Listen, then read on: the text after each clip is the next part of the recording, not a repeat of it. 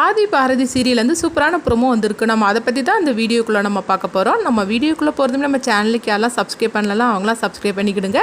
பக்கத்தில் உள்ள பெல் பட்டனை கிளிக் பண்ணிவிடுங்க. வாங்க வீடியோக்குள்ளே போகலாம். ஆதிக்கும் மித்ராவுக்கும் ரிசப்ஷன்லாம் நடந்துக்கிட்டு இருக்குது. அப்போ பார்த்தோம்னா அதெல்லாம் முடிஞ்சதுமே அப்போ கூட உள்ளவங்களாம் சொல்கிறாங்க, நம்ம ஒரு கேம் விளாடலாமா அப்படிங்கும்போது என்ன கேம் அப்படிங்கிறாங்க. அப்போ பார்க்கும்போது ஆதிக்கும் மித்ரா கையிலையும் ரெண்டு கையிலையும் 2 மாலையை கொடுக்குறாங்க. இங்கே பாருங்கள் ஆதி, நீங்கள் இந்த மாலையை மித்ரா கழுத்தில் போடணும்.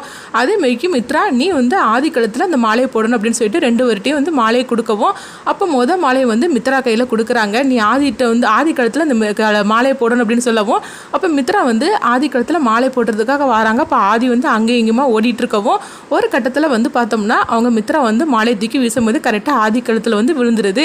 அடுத்து என்ன மாப்பிள்ள நீங்கள் மித்ரா கழுத்தில் மாலை போடுங்க அப்படின்னு சொல்லும் போது ஆதியும் பார்த்தோம்னா மித்ரா கழுத்தில் மாலையை போடுறதுக்காக தூக்கி வீசுகிறாங்க. அது பார்த்தோம்னா கரெக்டாக மித்ரா தள்ளிக்கவும் பாரதி கழுத்தில் போய் இந்த மாலை விழவும் இதை பார்த்ததுமே மித்ராவிலேருந்து எல்லாருமே அதிர்ச்சி அடைகிறாங்க. அப்போ பாரதி ரொம்பவே அதிர்ச்சி அடையவும் அப்போ பாரதியோட பாட்டி சொல்கிறாங்க, பாத்தியா ஆதி போட்ட மாலை யார் கழுத்தில் விழணுமோ அவங்க கழுத்திலே கரெக்டாக விழுந்திருக்குது அப்படின்னு சொல்லும் போது உடனே பாரதியோட அம்மா சொல்கிறாங்க, ஆமாம்மா நீ சொல்கிறதுலாம் கரெக்டு தான், ஆனால் பாரதி இது எப்படி எடுத்துப்பாலோ தெரியல அப்படின்னு சொல்லும் போது உடனே பார்த்தோம்னா பாரதி தான் கழுத்தில் விழுந்த மாலையை பார்த்துட்டு அப்படியே நின்றுட்டு இருக்கிறாங்க ஒன்றும் புரியாமல். அப்போ ஆதி ஐயோ பாரதி கழுத்தில் போய் இந்த மாலையை தூக்கி வீசிட்டோமே அப்படிங்கும்போது உடனே ஆதி பக்கத்தில் வராங்க.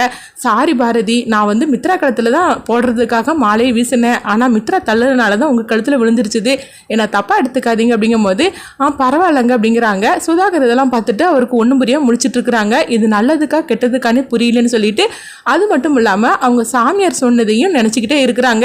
எப்படியாவது தன் தங்கச்சி கழுத்தில் ஆதி தாலி கட்டிடணும், எந்த பிரச்சனையும் இல்லாமல் அப்படின்னு சொல்லிட்டு சுதாகர் ஒரு பதட்டமாக தான் இருந்துட்டு இருக்கிறாங்க. ஆனால் மீனாவுக்கு இது சரிப்பட்டு வரல சுதாகரோட மனைவிக்கு. அப்போ மீனா நினைக்கிறாங்க, இது என்னது ஆதி போட்ட மாலை பாரதி கழுத்தில் விழுந்திருக்கு, இது எதனால் இப்படி நடந்ததுன்னு தெரியலையே அப்படிங்கவும் அப்போ சொல்கிறாங்க சுதாகரோட இன்னொரு தங்கச்சி, என்ன நீ தெரியாமல் தானே போட்டாரு அப்படின்னு சொல்லும் போது நீ சொல்கிறது என்னமோ சரிதான், ஆனால் எனக்கு என்னமோ மனசு சரியில்லை, இது பார்க்கும்போது எனக்கு சரிப்பட்டு வரல அப்படின்னு சொல்லிட்டு அவங்களும் ஒரு குழப்பத்தோடய தான் இருந்துட்டு இருக்கிறாங்க. அப்போ சுதாகர்கிட்ட சொல்கிறாங்க, என்னங்க இந்த மாதிரிக்கு நடந்தது நினச்சி எனக்கு கவலையாக இருக்குங்க அப்படிங்கும்போது அப்போ சுதாகர் சொல்கிறாங்க, அப்படிலாம் ஒன்றும் இல்லை மீனா, இதெல்லாம் சும்மா ஒரு கேம் தானே, இதெல்லாம் என்ன பிரச்சனை, அதெல்லாம் ஒன்றும் கிடையாது அப்படின்னு சொல்கிறாங்க. ஆனாலும் சுதாகர் மனசுக்குள்ளேயும் ஒரு பதட்டமாக தான் இருந்துகிட்டு இருக்கிறாங்க. இப்படிலாம் பண்ணுறதை பற்றிக்கு இது நல்லதுக்கா கெட்டதுக்கானே தெரியல அப்படின்னு சொல்லிட்டு மித்ராவை தான் காட்டுறாங்க. மித்ரா இதெல்லாம் பற்றி எரிச்சலோடு இருக்கிறாங்க. ஏன் தான் அப்படிலாம் நடந்துட்டு இருக்கோ தெரியல நம்மளுக்கு மட்டும், எப்படியாவது காலையில் விடிஞ்சதும் கல்யாணம் நடந்து முடிஞ்சு அடுத்த நாளே நம்ம இங்க இருந்து ஆதி அழைச்சிட்டு போயிட வேண்டியதுதான் அப்படின்னு சொல்லிட்டு அவங்களும் நினைக்கிறாங்க. அடுத்து பார்த்தோம்னா மித்ரா அவங்க நிசா இருக்கிற அந்த ஹாஸ்பிட்டலுக்கு ஃபோன் பண்றாங்க.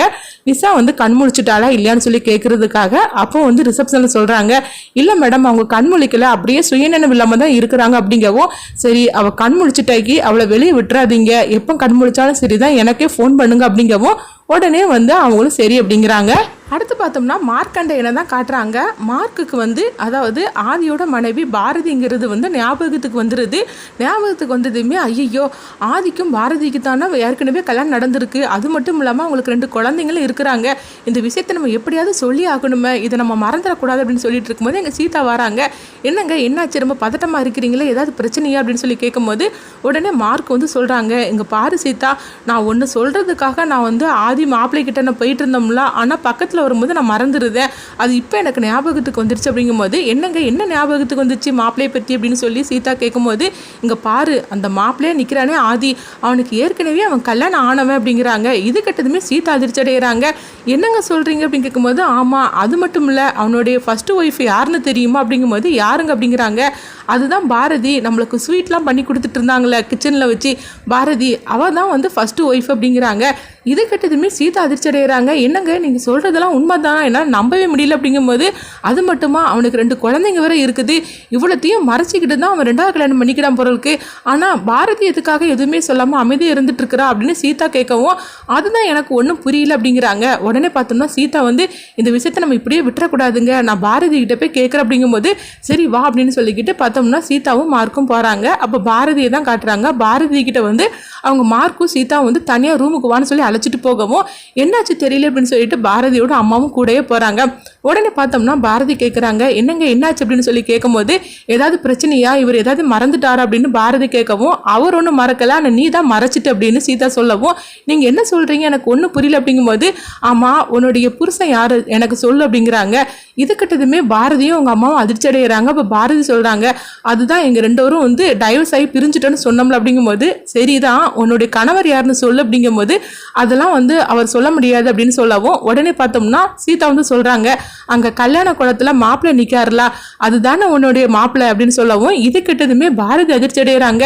இந்த விஷயம் எப்படி இவங்களுக்கு தெரிஞ்சிச்சு அப்படின்னு சொல்லிக்கிட்டு அவங்க அதிர்ச்சி அடையவும், உடனே பாரதி சொல்கிறாங்க, இங்கே பாருங்க நீங்கள் அதை பற்றிலாம் ஒன்றும் கேட்காதீங்க என்னுடைய பழைய விஷயத்தை பற்றி அப்படிங்கும்போது, இல்லை பாரதி நீ உண்மையை சொல்லு, உனக்கும் ஆதிக்கும் கல்யாணம் நடந்திருந்ததுன்னா நீ கண்டிப்பாக வந்து ஆதியோட கல்யாணத்தில் இந்த மாதிரி நின்றுருக்க மாட்டேன். ஏன்னா யாராக இருந்தாலும் சரிதான், தான் கணவரை வந்து டைவர்ஸ் பண்ணினாலும் சரிதான், ஆனாலும் வந்து ரெண்டாவது கல்யாணத்துக்கு இன்னொரு பொண்ணு கழுத்தில் தாலி கட்ட போகிற நேரத்தில் என்னன்னா அந்த கல்யாணத்துக்காக எல்லா வேலையும் இழுத்து போட்டு செஞ்சுக்கிட்டு இருக்கிற, எந்த பொண்ணாக இருந்தாலும் சரிதான், டைவர்ஸ் பண்ணினாலும் சரி, ஆனால் இன்னொரு பொண்ணு கழுத்தில் தான் புருஷன் வந்து தாலி கட்ட போகிறதை யாராலுமே ஏற்றுக்க முடியாது.